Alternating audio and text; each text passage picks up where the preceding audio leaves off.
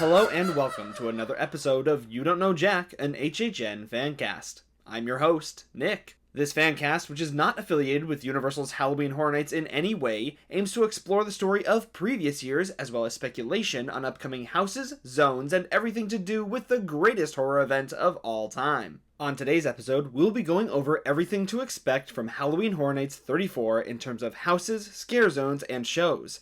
Yes, shows, as in more than one. We will be going over everything that has been revealed for Halloween Horror Nights 34 so that you know what to expect, as well as giving my personal thoughts on what I'm most excited for and where my expectations lie for this year. This is bound to be a lengthy episode, so let's not waste any more time and start preparing for Halloween Horror Nights 34.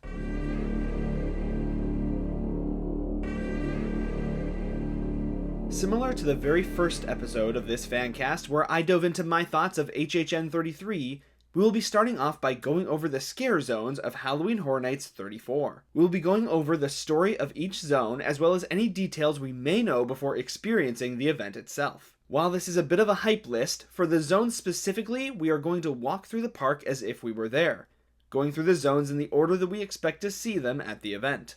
Let's start things off at the front entrance with our opening zone, the Origins of Horror.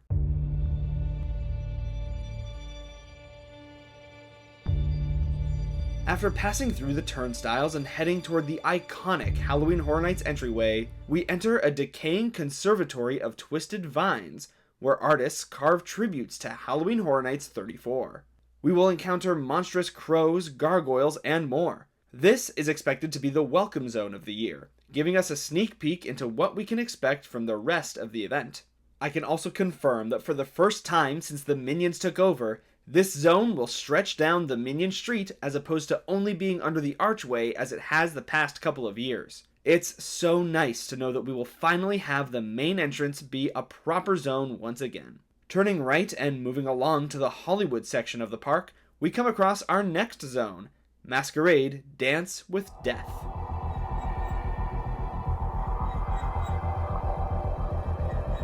We are invited to a masquerade ball where bloodthirsty vampires lurk behind ornate disguises. When their masks fall, we become their prey. My personal expectations for this zone are high. To veterans of the event, this sounds very similar to a zone from Halloween Horror Nights 29 called Vanity Ball. Perhaps we can think of this as Vanity Ball with vampires. Hopefully, we can expect to see lavish sets of a beautiful and gothic Halloween masquerade ball with plenty of scare actors. It sounds as if there may be a show moment incorporated as well, where at some point during a set, the vampires will remove their masks and reveal their predatory fangs. I personally love the idea of a vampire zone, and I think the costume and set potential for a fancy Halloween ball could make this the best zone of the year. But of course, only time will tell, as we have yet to actually see any of this. As we exit this zone and head toward the Central Park area, we are going to make a quick stop at Mel's Die-In to experience a brand new offering at this year's event, an expected horde called Mel's Die-In Zombies. This is a brand new offering featuring zombie car hops who are expected to be on roller skates interacting with guests. It's unclear whether or not they will be literal car hops serving food like an old school drive-in diner, or if it's simply a new way for scare actors to interact with us. Nevertheless, it's very exciting to have a new offering at HHN, and, as we will discover through the rest of the episode and later at the actual event, it seems like Universal is making up for the lacking offerings of last year.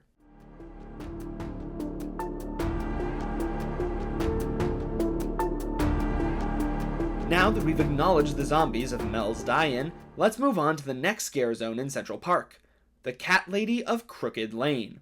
Travel down a spooky winding path to a mysterious home where trick-or-treaters are transformed into feral felines. Be careful, or you will be next. This sounds like a very interesting zone. We can fully expect to see scare actors dressed as cats wandering through the zone, as well as trick-or-treaters similar to the Major Sweets zone from Halloween Horror Nights 34. With the concept art having lots of pumpkins and even pumpkins on the trees, I think it's safe to expect a return of the pumpkin tree decorations to Central Park. This has the potential to be another gorgeous zone, and with the promise of a witch's house, I'm very curious to see what the layout looks like and if we will have a house facade somewhere around the zone. I should say I was curious, as while writing this episode, this was actually revealed that there will in fact be a house at the end of the zone, as the zone will be expanding closer toward the DreamWorks area and into that main section after you exit Central Park. I am beyond excited to see what ends up happening with this zone at Halloween Horror Nights. Moving on from this zone and rounding our way past the Simpsons area, this is a perfect time to discuss the other horde that is set to be making an appearance at Halloween Horror Nights 34, the Chainsaw Drill Team. The Chainsaws are a staple of the event and are fully expected to make a return this year at Halloween Horror Nights 34. Since we have no actual info on the Chainsaws other than confirmation of their presence at the event, here's to hoping for a stellar year from the Chainsaw Drill Team. Now that we've officially made our way past Simpsons and across the bridge toward London, let's head to the next zone in San Francisco, where another brand new experience awaits us.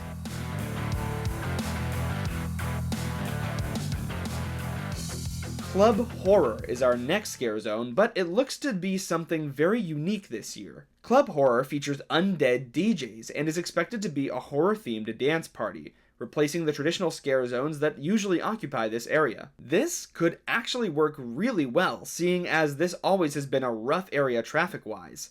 In theory, the DJs could be tucked closer to the Fast and Furious building, moving the dance party a bit to the side and allowing traffic to cross with less issues than before. It can be an easy diversion for guests who want to stop and party for a bit, but not hold up guests who are still looking to pass through on their way to the next house. After passing through Club Horror, that brings us to our final scare zone of the year in the streets of New York, Mutation's Toxic 20s.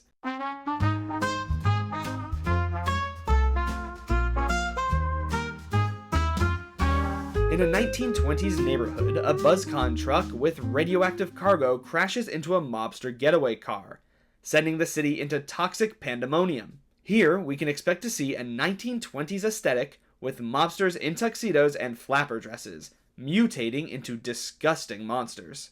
Since this is on the New York street, and with what the latest construction views show, we can expect some fairly lavish sets with a street hopefully packed to the brim with scare actors. On a note about all the scare zones, a main theme throughout them is the conservatory.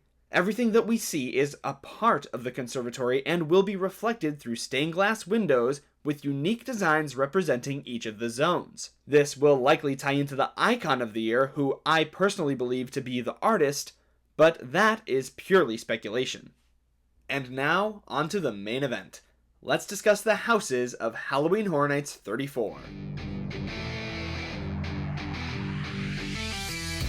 All the houses we are about to discuss are confirmed to be appearing at HHN 34. Since it's not really possible to rank the houses yet, we'll be going through original houses first, followed by the IPs, ordered in my personal least anticipated to most anticipated. That anticipation level doesn't really mean anything, seeing as I've had houses I was very excited for disappoint me, and houses I expected nothing out of blow me away. It's simply the best way I can think of to order them before experiencing the houses for myself. So, without any further delay, let's get started with the original houses of Halloween Horror Nights 34.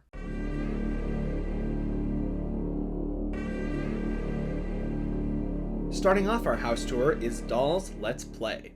In Dolls Let's Play, you're about to become doll-sized and witness the unnatural creations of a twisted little girl. You'll be hunted by burned fashion dolls, toys she's melded together, and undead horrors in her dollhouse. It may be on the bottom of my hype list for originals, but don't be misled. I'm still very excited for this house, which should show you how confident I am that this year's originals lineup is going to be spectacular. This sounds like a very interesting and unique concept, almost like a horror version of Toy Story. I'm hoping to see a very detailed dollhouse set where the scale of objects is used to make us feel as small as toys. If they wanted to go a step further, I think it would be really cool to tie this house into a past icon and make the twisted little girl Cindy, the daughter of the caretaker. It would be a fantastic nod to fans of the event, as it would draw on the original idea of Cindy, making us her playthings. Of course, I don't think that this will actually happen, but it would be a very cool detail and a fantastic way to elevate the house. Nevertheless, I'm very excited to see what we will experience from Dolls Let's Play.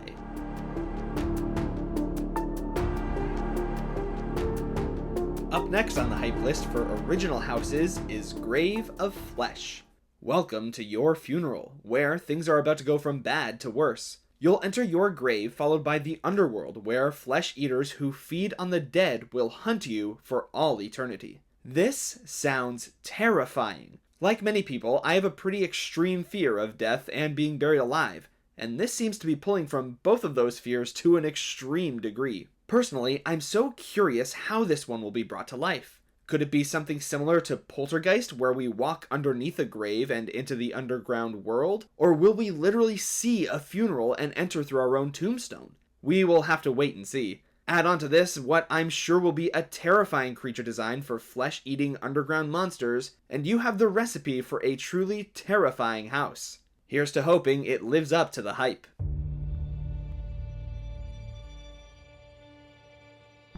Now for a house that has had Slaughter Cinema fans itching to see and likely is at the top of many HHN fan lists. Hatchet and Chains, the Demon Bounty Hunters.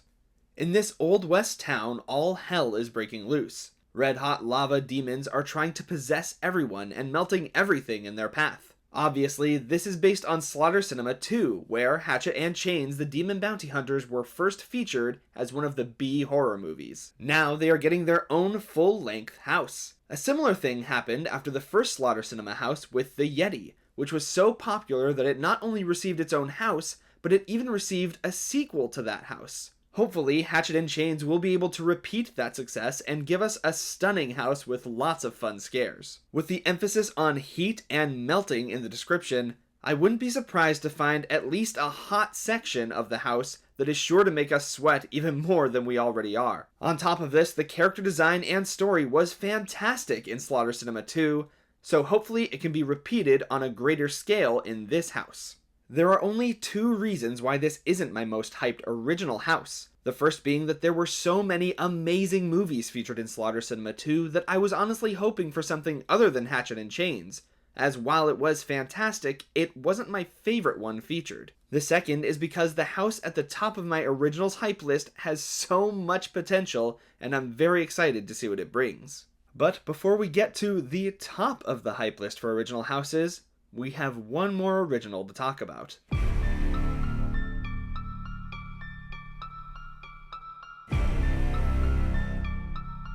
This brings us to another house that I am personally extremely excited for, El Artista, a Spanish haunting. In 19th century Spain, a tortured artist moves into an isolated country manor for inspiration, but the art comes alive and possesses him. The basic premise given here has so much potential in terms of bringing in this original character of the artist, as well as set pieces and effects that could help the art come to life. Given that this is an original house that is slated to be in a soundstage means that we can expect to see truly massive and lavish sets to really sell the illusion of being in a massive manor. Thoughts of previous houses like Haunting of Hill House, which accomplished something similar in terms of set design and scale, come to mind, which that house ended up being one of the fan favorite houses of the year. However, what I may be even more excited for is to see if the rumors are true and the artist featured in the house will also be the icon of Halloween Horror Nights 34. All signs are pointing to yes, especially now with the Scare Zone sets being constructed and each one featuring stained glass window designs that are similar to something you could see at a manor, as well as the description for the opening zone mentioning artists carving tributes to Halloween Horror Nights. I feel the conservatory theme may be tied to this house, and that the artist will be the icon for this year's event. If that is the case, then that makes the icon house of the year El Artista, a Spanish haunting, and it could truly turn out to be something special. But even if all this talk of icons turns out not to be true, I'm still extremely excited for this house, as I feel the design and scare potential within is almost limitless. This original house lineup is looking incredible, and we're not quite done yet. There is still one more original house to discuss before moving on to the IPs. The last, but certainly not least original house we have to talk about is Gawkin, Monsters of the North. In a remote northern village, a wicked being rises from the dead. It brings a horde of monsters and demons from the fjords to wreak havoc on the townspeople. You'll face icy, horned, winged, and wolfish fiends that gradually merge into one giant horror. Then you'll try to escape the belly of the beast. This sounds amazing. Rumor has it that the same team that worked on Blood Moon Rising and Dead Man's Pier in previous years are also working on this house. Given the reputation of those houses being some of the most visually stunning the event has ever seen, my hopes are high for what we'll be seeing in this house. The name Gawkin translates to monster in Old Norse, which symbolizes the sort of Norse mythology and environment that this house will reflect. Personally, I will be calling this house Monsters of the North from now on, because that is just too funny to me. This house has the potential to be absolutely breathtaking. With a winter setting, my hopes are very high, as HHN has a phenomenal reputation when it comes to winter environments in houses. Some examples that come to mind are the previously mentioned Dead Man's Pier Winter's Wake and Yeti Terror of the Yukon, both absolutely stunning houses and contenders for House of the Year, respectively. Those are some big shoes to fill, but I am hopeful that Monsters of the North will be able to fill them. The only concern I have is that this house will be taking place in a tent. I was hoping it would get the space and scale of a soundstage, however, it is in the newer, bigger tents where Goblins was last year, so that may be enough to bring something spectacular to the event this year. But now, it's time to move on from the original houses of Halloween Horror Nights 34 and discuss the IP houses that will be appearing at the event this year.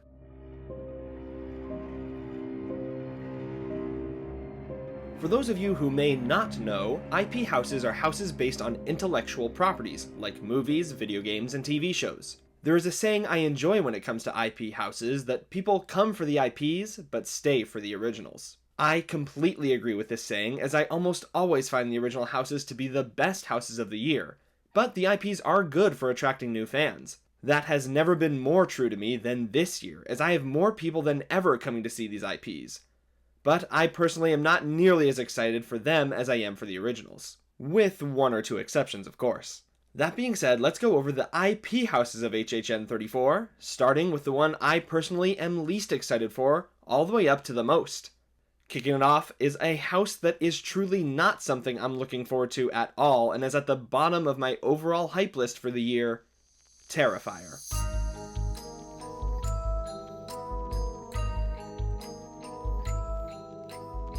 Avoid becoming the latest victim of Art the Clown inside a grisly haunted house that's literally dripping with terror and gore.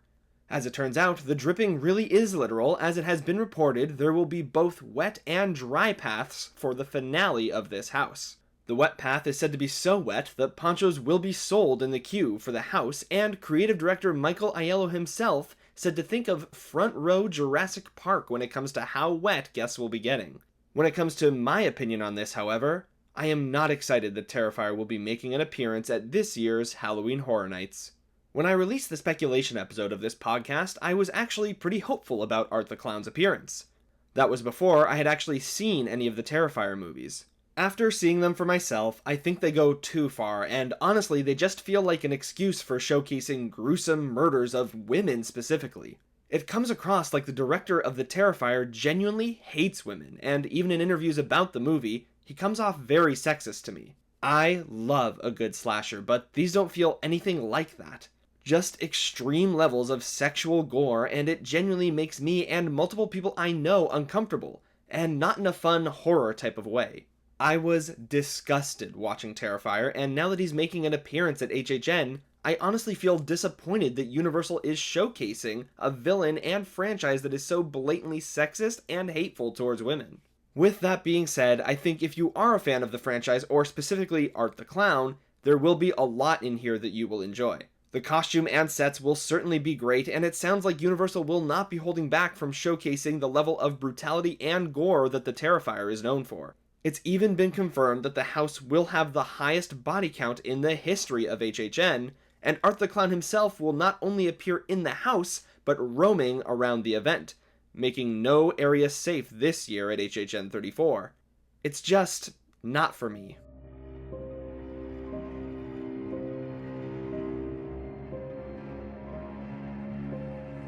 Up next on the IP hype list is Fallout. Will you survive the post-apocalyptic world of the hit show Fallout? Go with Lucy from the vault to face the horrors of the wasteland. Another house based on a video game franchise that has a series. In this case, however, they are focusing on adapting the TV series instead of the source material of the games. As soon as this was announced, I started thinking of the disaster of a house that was Last of Us at HHN 32, and I basically lost interest completely. Add on the fact that it's based on the TV series instead of the games, along with the fact that it's housed in the same area that Eternal Bloodlines was last year, it's safe to say my hopes are on the ground for this house.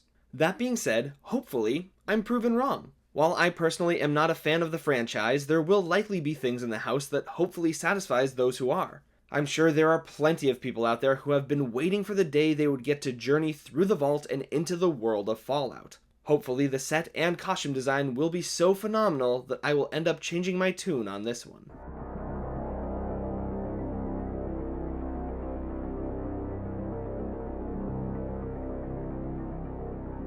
Up next, we have Jason Universe. Come face to face with the relentless Jason Voorhees. This silent killer is coming for you. In what is seemingly a greatest hits of the Friday the 13th franchise, Jason is making his long-awaited return to Halloween Horror Nights. Jason has made multiple appearances over the years, one very notable one alongside Jack himself, as well as inside a Freddy vs. Jason house that was extremely well received and is still discussed around longtime fans of the event. With Jason returning this year, hopes are high once again for a terrifyingly fun experience as we journey through some of the greatest hits of the Friday the 13th franchise. The only reason this isn't higher on my personal hype list is just because I've never been a huge fan of the Friday the 13th franchise. Don't get me wrong, I have always loved characters like Freddy Krueger and Michael Myers, and while I appreciate how iconic Jason is, I've never really gotten into his franchise. But I do feel this will be a fantastic house and is worthy of the excitement that many fans have for it.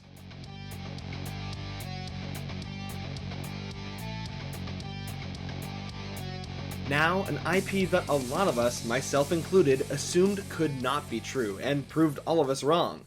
WWE's The Horrors of the Wyatt Six. Dare to take on the fiendish Wyatt Six. Enter their eerie arena and go through a doorway into their maniacal minds. There is actually some more information that can be found about this house outside of what Universal has been sharing. For those who don't know, this house is based on a horror faction from the WWE universe known as the Wyatt Six. They are wrestlers following their leader Uncle Howdy, and are inspired by the characters in the Firefly Funhouse, which brought us the origin of The Fiend, who was created by Wyndham Rotunda, better known as Bray Wyatt. Wyndham tragically passed away in 2023, but always had an interest in horror movies and storytelling. He used this fascination to create some of the most iconic and spooky characters wrestling has ever seen. While portraying the character of The Fiend, Wyndham had expressed his dream of creating a Halloween Horror Nights house based around his characters. While Universal seemed to be on board with the idea, Wyndham Rotunda tragically passed away before it could ever come to fruition. His brother carries on his legacy as Uncle Howdy. While Wyndham Rotunda is no longer with us, Universal is making his dream come to fruition with this house, which I expect to be in honor of him. I personally loved the character of Bray Wyatt and The Fiend and was heartbroken to hear of his passing.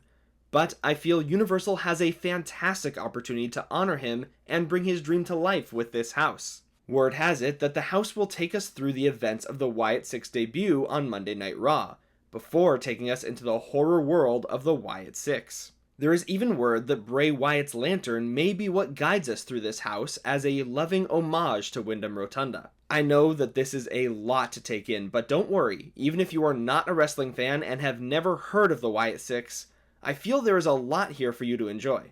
The characters are very cult-like, with very interesting masks and costume designs which are sure to be present in the house, making this feel much closer to an original house than any of the other IPs this year.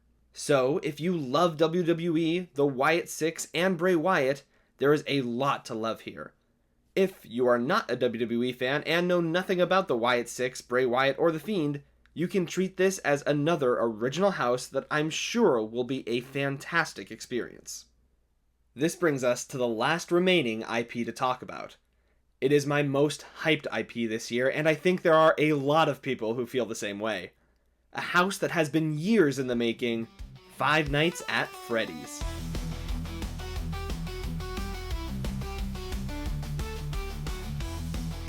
You wouldn't survive one night at Freddy's, let alone 5. You'll be haunted by deadly animatronics, Freddy, Bonnie, Chica, and Foxy. It's a brief description, but that is all this fandom needs to be excited that some of their favorite animatronics are finally making their long-awaited appearance at Halloween Horror Nights. Five Nights at Freddy's, also known as FNAF, has been rumored for a long time. The games and books have so much immense lore that there are hours of theories all over the internet trying to piece the story together. The mainstream appeal has been constantly growing all the way until we finally received a live-action FNAF movie in 2023. Since the FNAF movie was realized by Blumhouse, the HHN community immediately started theorizing about FNAF finally coming to the event. But nothing happened. The rumors would continue as Freddy himself would make appearances through cutouts, hidden details, and advertising over the years, but still a FNAF house did not happen due to an issue securing the theme park rights. But with a second movie on the way and an opportunity to reassess a theme park contract, the dream has become a reality, and Five Nights at Freddy's is finally having its own house at Halloween Horror Nights. Rumor has it that it will be based on the first live-action film, but I'm sure there will be plenty of nods for fans of the games as well. With the extreme potential for puppets, costumes, and sets, this is easily my most hyped IP house of Halloween Horror Nights 34.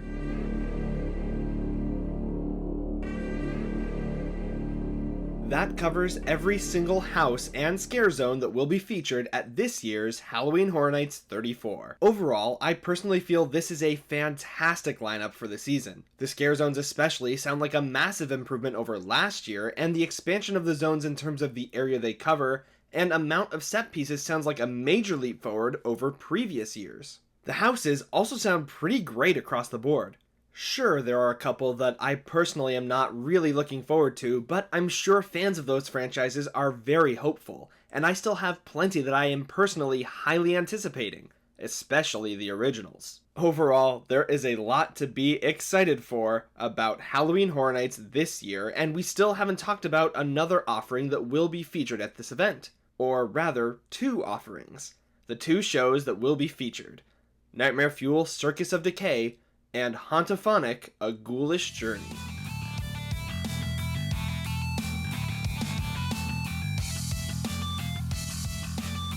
Let's start off with the show making a return to Halloween Horror Nights for the 5th year in a row, Nightmare Fuel Circus of Decay. The once vibrant circus has festered into an unending nightmare. It's a sinister spectacle of pyro, aerialists, and illusions. Once again, Nightmare Fuel is returning, and this time with almost nothing new.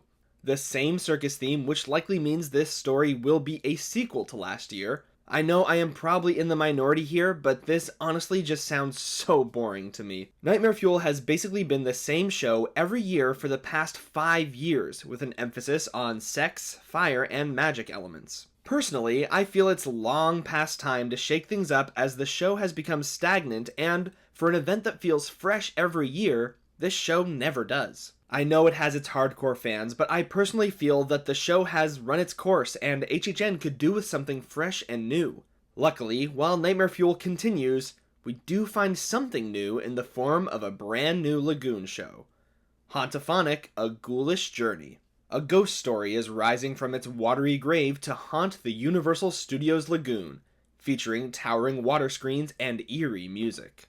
The return of a Lagoon show to Halloween Horror Nights is fantastic news, as it offers guests a second show to experience multiple times throughout the night, and considering how bad the crowds got on particularly busy nights last year, this offers another experience for guests to enjoy, which should help with overcrowding in the streets. While the Lagoon show has been showcased at Halloween Horror Nights in the years 1995, 2006, and 2012, it started becoming a consistent staple in 2019, where it would appear in the next 2 consecutive HHN events in 2021 and 2022, before being damaged due to a hurricane and disappearing until now. While the show would change every year, it always attracted a good crowd to the multiple shows per night, and was a fantastic addition even if you didn't stop to watch. Just in passing, the music and visuals added to the environment and really helped keep the feel of the event going, even in the areas between scare zones. Overall, a return of the Lagoon show is a glorious addition, and while it would have been nice to get a new stage show to replace Nightmare Fuel,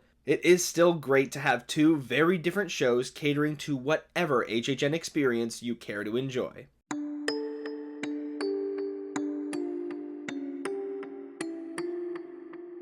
Well, that officially covers pretty much everything you can expect from Halloween Horror Nights 34.